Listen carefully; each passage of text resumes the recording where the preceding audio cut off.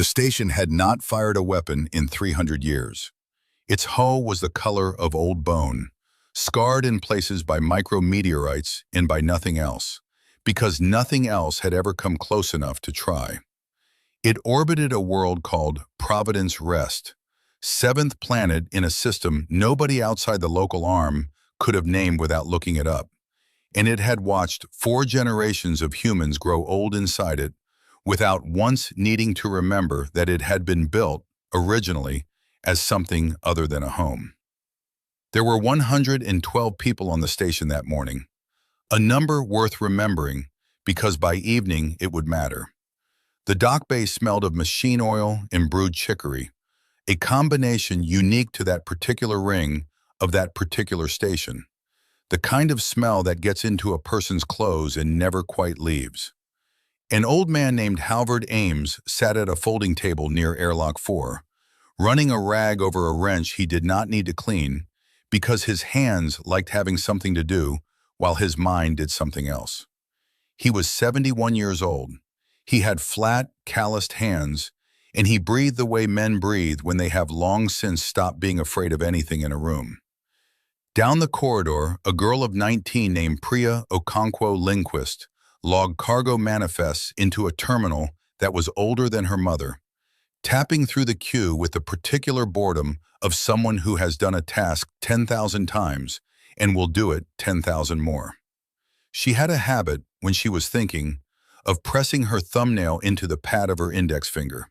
She did it now, without noticing. Nobody on Providence Rest Station was expecting the Empire. The Vantic Dominion arrived the way old power always arrives, announced by light before it is announced by anything else. 4 capital ships translated into the system in a formation so precise it looked less like a fleet and more like a diagram, the kind of geometry designed to be admired before it was feared. Their hulls were the deep violet of high office, trimmed in gold that had never once needed polishing because it had never once needed to prove anything. The lead ship was called the Sovereign's Word. Its captain was a man named Asher Vel Denarian, third of that name, Warden Marshal of the 9th Expansion Fleet, a title that took 11 seconds to say in full, and that he insisted always on saying in full. He was tall in the specific way that his species considered aristocratic, a full head above even the largest human, and he wore ceremonial epaulets that had been reforged for each of the 6 centuries the Dominion had held this stretch of space. He did not raise his voice. He had never needed to.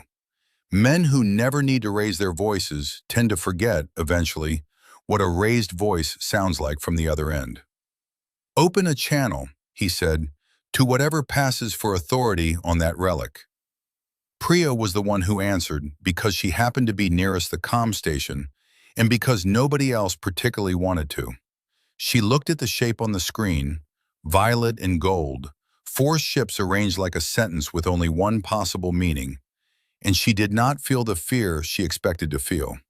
She felt something colder and more familiar. She felt the particular stillness of a person watching an argument she has already heard the ending of. "Providence Rest Station," she said. "Go ahead." "This system," Vel Denarian said, "falls within the sovereign expansion corridor of the Vantic Dominion, as surveyed and ratified 412 years ago. You are currently in unlicensed occupation of Dominion territory. You will vacate this station within 1 rotation, or it will be reclaimed by force. This is not a negotiation. It is a courtesy." There was a silence on the human side that lasted 4 seconds. Vel Denarian had timed silences like that before. He knew what they usually meant. This one meant something else. "1 rotation," Priya repeated, not as a question. She looked over her shoulder at Halvard, who had stopped cleaning the wrench and was simply holding it now, still and quiet, the way a man holds a thing he has held before in circumstances that mattered. He nodded once, small. Almost nothing. "Copy that," Priya said into the comm and closed the channel. Vel Denarian stared at the dead screen for a moment longer than he meant to.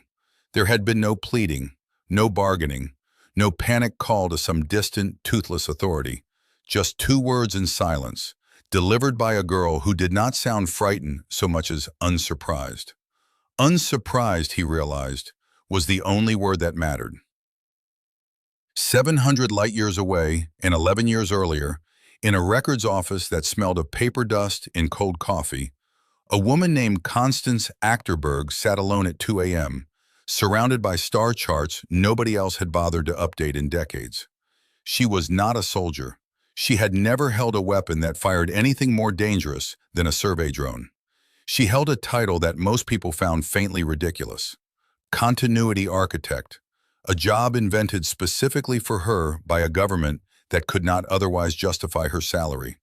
And she had spent 11 years doing one single thing with a patience that would have looked, to any outside observer, indistinguishable from obsession. She had been reading the Dominion's own supply manifests, not stealing them, reading them. Publicly filed trade logs, tariff records, colonial census data, the boring paperwork of an empire that had never imagined anyone would sit down and actually read all of it, cross-reference all of it, notice the patterns hiding inside numbers that were never meant to be looked at together. She had noticed, for instance, that the Dominion's expansion corridors always followed the same rhythm: survey, warning, ultimatum, reclamation. It had worked 141 times across 6 centuries because it had never once needed to work any differently. Nobody had ever said no in a way that mattered. Constance had built, over 11 years, a very quiet thing. Not a weapon, not yet. A map. A complete architecture of every choke point, every relay station, every unguarded supply lane the Dominion depended on and had stopped bothering to defend. Because defending things you've never had to defend starts to feel like paranoia after 400 years of nobody trying. She had shown the map to exactly 6 people. One of them was Halvard Ames, back when he still had 2 working knees and a different last name on his service record. Another was a shipbuilder named Odylus Firth, who had spent 9 years quietly retrofitting decommissioned Dominion mining vessels, bought legally at auction for scrap prices, into something the auction records still listed as scrap. "They'll come for Providence Rest eventually," Constance had told him that first night, tracing a line across the star chart with one finger. "It's small, it's old, it looks like nothing. That's exactly why it's perfect." Halvard had looked at the map for a long time. "You want to lose it on purpose," he'd said. "I want them to think they won something," Constance said. "Just once. And then I want them to learn what that costs." She had written one line in the classified planning document that would, 11 years later, never be read by a single soul inside the Vantic Dominion until it was far too late to matter. Patience is not the absence of a plan. It is the plan worn as a disguise. Nobody had been waiting to react. They had been waiting on schedule. The one rotation passed the way most final hours pass, with mundane things happening exactly as they always had. Meals were cooked. A child laughed somewhere on the residential ring. Halvard finished cleaning the wrench he had never needed to clean and set it down with the particular care of a man closing a chapter he had read many times before. At the appointed hour, Veldinarian opened the channel again, expecting evacuation, confirmation, or begging, or perhaps his aides had wagered on this privately, a token, doomed act of resistance that would make for a satisfying entry in the after-action report. What he got was Priya's voice again, calm, almost bored. "We're not leaving," she said. Veldinarian allowed himself, for the first time in decades, something close to genuine curiosity. "You understand what happens next?" "We do," Priya said. "Do you?" The channel closed before he could answer, which annoyed him more than the refusal itself. Aristocrats of the Dominion were not accustomed to conversations ending before they had decided they were finished. "Reclamation posture," he said to his bridge crew, and the words came out clipped, precise, procedural. 300 years of institutional muscle memory doing what it had always done. 4 ships, 112 civilians, in an obsolete station with no visible armament. It was not going to be a battle. It was going to be a formality with a body count attached. And he had long since stopped feeling anything about that particular arithmetic. What he did not know, what nothing in 400 years of survey data had told him, was that Providence Rest was not, and had never truly been, the name of a station. It was the name of a trap 11 years in the making, and the moment his lead cruiser crossed the marked threshold at 400 kilometers, the trap closed. 9 ships that had not existed on any Dominion registry, decloaked in a formation that was not elegant, not ceremonial, not built to be admired. It was built to work. Retrofitted mining haulers with jury-rigged plasma lances, a decommissioned survey frigate carrying a cargo hold full of nothing but kinetic slugs, and at the center, quiet and unlovely, a converted ore processing platform that Odalis Firth had spent 9 years turning into something with exactly one purpose. It fired once. The sovereign's word, 400 years unchallenged, 400 years of gold trim that had never needed polishing, lost its entire portside shield array in 6 seconds. Not because of overwhelming force. There was no overwhelming force. 9 improvised ships against 4 Dominion capital vessels should not, by any sane calculus, have been close. But Constance Achterberg had spent 11 years reading manifests nobody else read, and she had found buried in 6 centuries of unbroken victory the one thing an empire that has never lost forgets to check: its own blind spots. The station's obsolete defense grid, the one that hadn't fired a shot in 300 years, came online in the same 6 seconds, and it turned out that 300 years of silence had not been neglect. It had been maintenance, performed quietly by people who understood exactly what they were keeping ready and why. On the bridge of the Sovereign's Word, a young officer named Theodore Casvane, 26 years old, 3 months into his first deployment, the kind of junior analyst whose job was to watch numbers scroll and say nothing unless something changed, watched the tactical display redraw itself in real time and felt his mouth go dry. "Sir," he said, "Sir, they're firing solutions. They're not reacting to us. They're—" He stopped because the sentence he was about to say sounded insane. He said it anyway.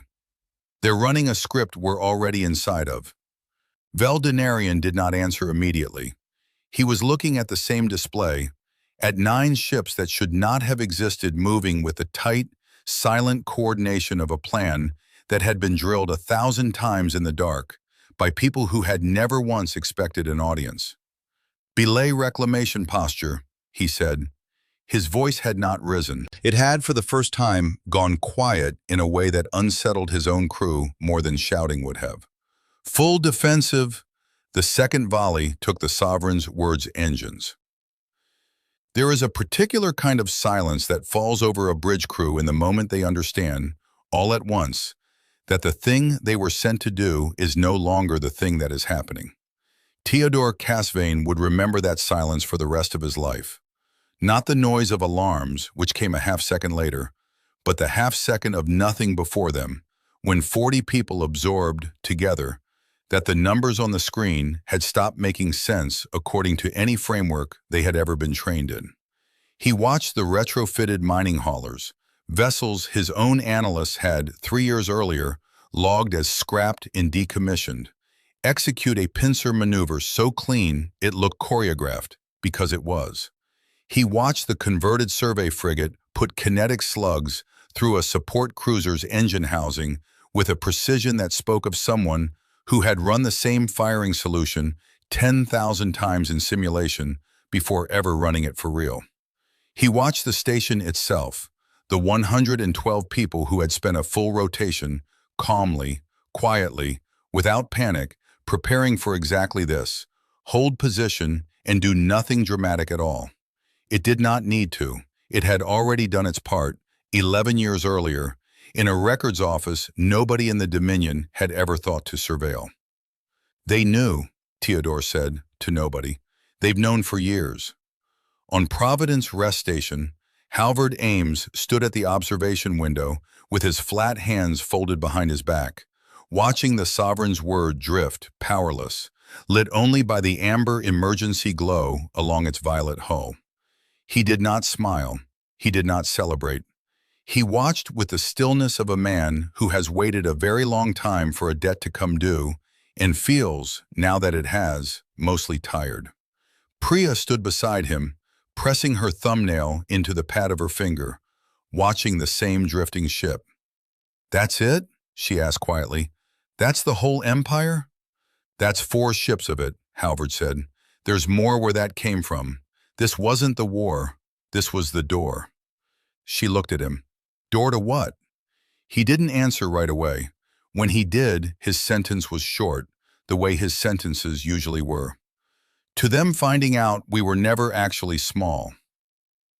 The recording of what happened at Providence Rest reached Dominion Central Command 9 days later, filtered, redacted, and stripped of anything that made the 9th Expansion Fleet look as unprepared as it had actually been.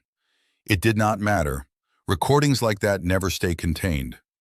A junior intelligence analyst on a world called Meridian Hollow, a woman named Yeva Salt, whose entire career consisted of reading old reports nobody senior enough to matter had ever bothered reading twice, pulled the unredacted feed out of idle curiosity during a slow shift, and found herself staring at 9 ships with no registry, moving in patterns that shouldn't have existed without a decade of drilling behind them.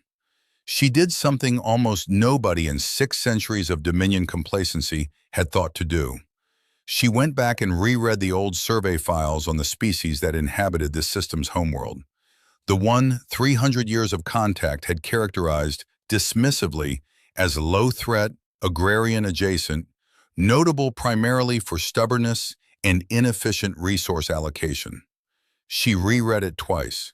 She found the line buried in an addendum nobody had updated in 40 years, describing a species with an unusually long institutional memory, a documented cultural tendency toward preparing for conflicts that had not yet occurred, and a historical pattern, noted, then dismissed as anecdotal, of losing badly for centuries and then, without warning, not losing anymore. "They've done this before," she said quietly to an empty office.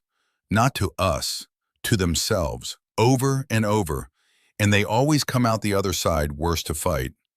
Nobody was in the room to hear her say it. It did not matter. Within a week, versions of that same realization were arriving independently in a dozen intelligence offices across a dozen worlds.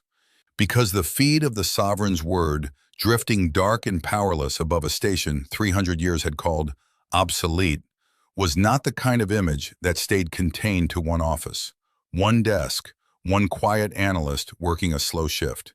It traveled the way water finds the low ground, quietly, inevitably, everywhere at once.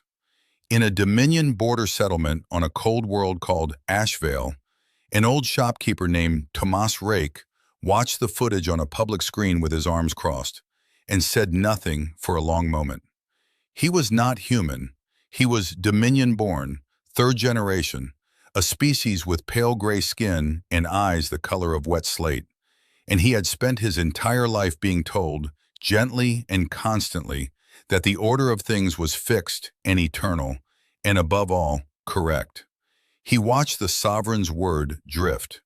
He watched a small station that should have burned in 6 minutes instead hold its ground for 6 seconds and win. He did not cheer. He did not weep. He simply reached over, without a word, and turned the screen off, and went back to sweeping his shop floor, because some things a person needs to sit with alone before they say anything about them out loud. 6 weeks after Providence Rest, in a chamber that had not seen a genuinely difficult conversation in over a century, the Vantic Dominion's ruling council convened an emergency session. Vel Denarian attended by forced summons, his epaulets absent for the first time in his adult life. A small, humiliating detail that the council had insisted upon, and that he had not fought, because he understood, better than anyone in that room, exactly how much had actually been lost. Explain, said the presiding elder, a woman named Ilsavar Koth, whose voice carried the particular flatness of someone who already knew the answer and wanted it said aloud anyway. How a species we surveyed as agrarian and low threat destroyed a third of the Ninth Expansion Fleet with 9 unregistered vessels. Veldinarian did not raise his voice. He had never needed to. He found for the first time that he did not particularly want to. They weren't reacting to us, he said. We arrived expecting a formality. We got a plan that had been built for us specifically, years before we chose that system, executed by people who did not once look frightened because they were never actually improvising anything. He paused. I do not believe Providence Rest was special. I believe it was simply the peace they were willing to lose. Silence settled over the chamber, thick and unfamiliar. They have others, Koff said. It was not a question. I believe they have many others, Veldinarian said, and I believe every single one of them has spent years preparing for a war we did not know we'd already started by existing near them. The broadcast, when it came, was not sent from a warship. It was sent from Providence Rest Station itself, 11 days after the battle, on a frequency wide enough to reach every Dominion relay in the sector and several beyond it. It was Halvard who spoke, not because he held some grand title. He held no title at all, technically, having retired from formal service 19 years earlier, but because Constance Achterberg, watching from a world 700 light-years distant, had insisted, quietly, that the message needed to come from someone who had simply lived through it, not someone who had orchestrated it. He sat in the same dock bay chair where he'd cleaned a wrench that did need cleaning. He did not stand.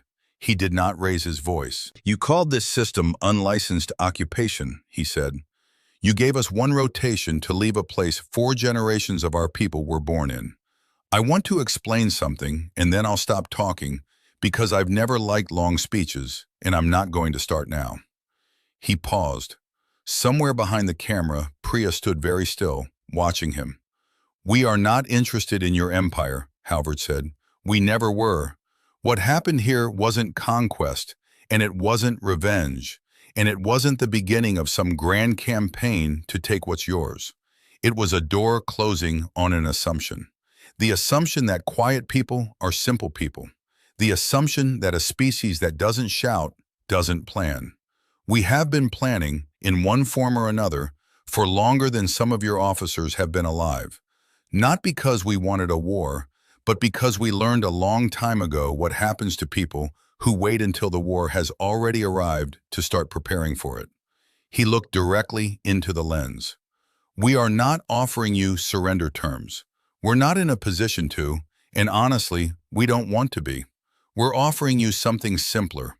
Leave the systems that were never really yours to claim, and we will not come looking for the rest of what you have.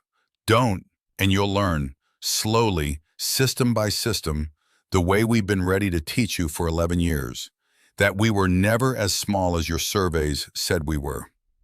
A long pause, the kind the style of that broadcast would be remembered for.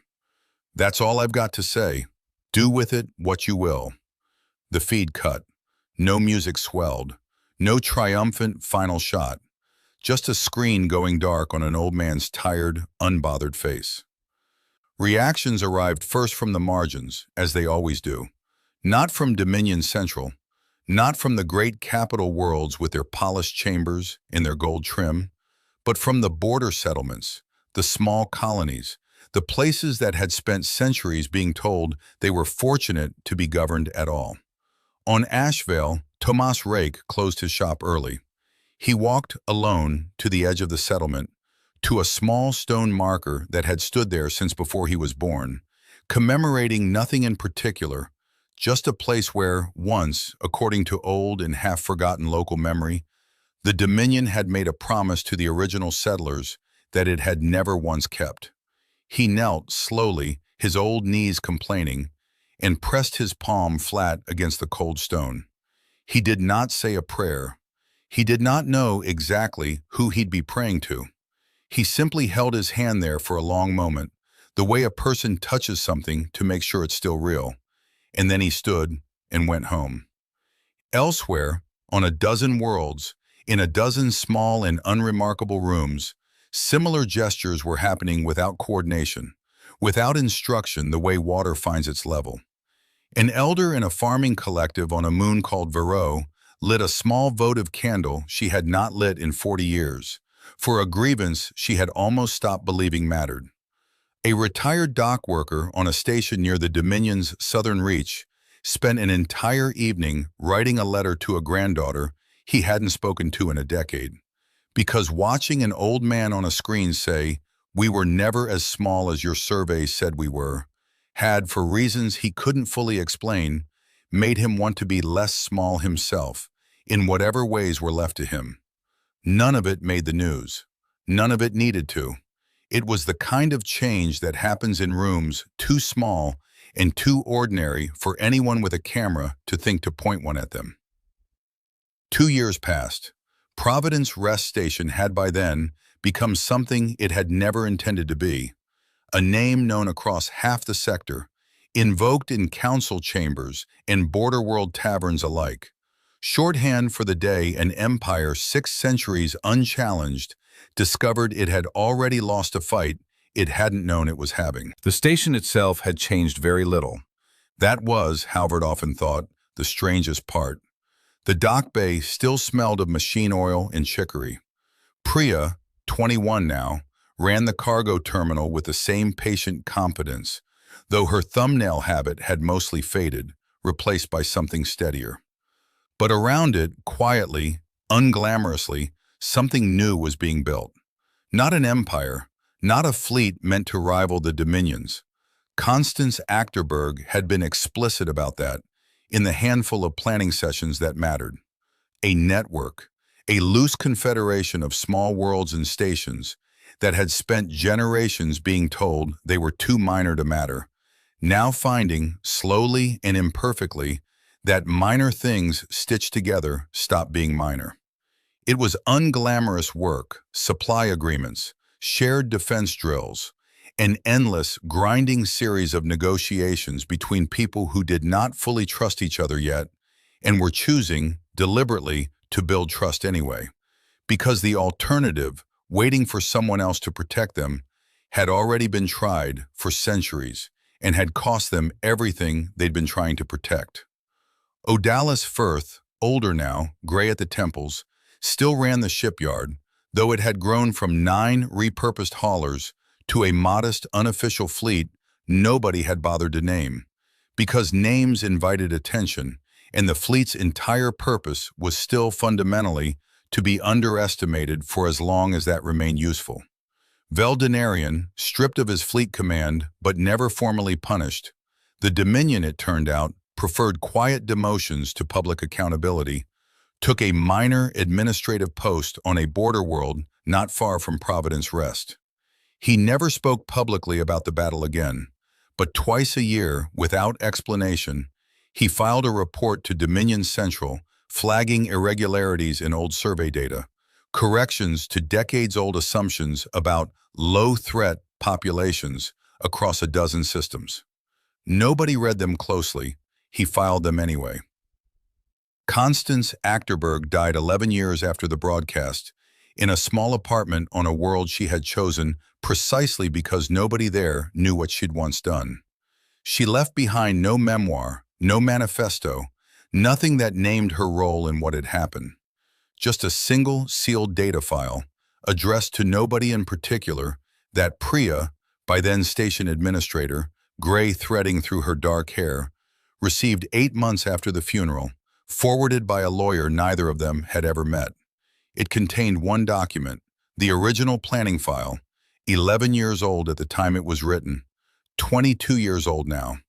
And at the bottom, beneath the maps and the manifests and the careful decade-long architecture of patience, one handwritten line that had never made it into any official record. I did not build this because I believed we would win. I built it because I believed we deserved the chance to lose on our own terms, for once, instead of someone else's.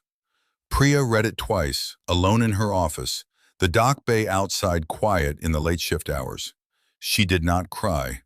She sat with it for a long time, the way a person sits with something heavy that isn't going to get lighter. And then she folded the printed copy. She had insisted stubbornly on printing it, on making it a physical thing, and placed it in the drawer of the same folding table Halvard used to sit at, the one with the faint, permanent oil stain where a wrench had rested for years without needing to. Halvard himself had died the year before, quietly, in his sleep, in quarters 2 decks below the observation window, where he'd once watched an Empire's finest ship drift dark and powerless. There had been no grand funeral. He would not have wanted one. Priya had scattered a small amount of his ashes near the same window, because it had seemed, to her, like the only correct thing to do, and had said nothing aloud while she did it, because some things a person needs to sit with alone.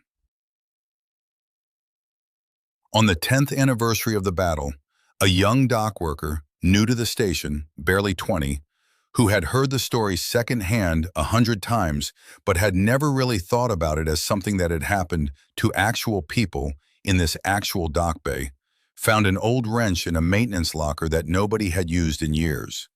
It was worn smooth along the handle, the particular smoothness that only comes from a single pair of hands holding something for a very long time. He didn't know whose it had been. There was no plaque, no engraving, nothing that told him. He turned it over once, feeling its weight, then set it back exactly where he'd found it, because it seemed, somehow, like something that belonged there. Priya watched him do it from across the bay and said nothing, and let the moment pass the way all quiet moments eventually do, not forgotten, just folded gently into everything ordinary that came after. Outside, Providence Rest Station kept turning, slow and unremarkable, the same worn, bone-colored hull it had always had, home now to 140 people instead of 112, still smelling faintly of machine oil and chicory, still, after everything, just a place where ordinary people did ordinary things. Some doors, once open, never fully close again. They simply become part of the room.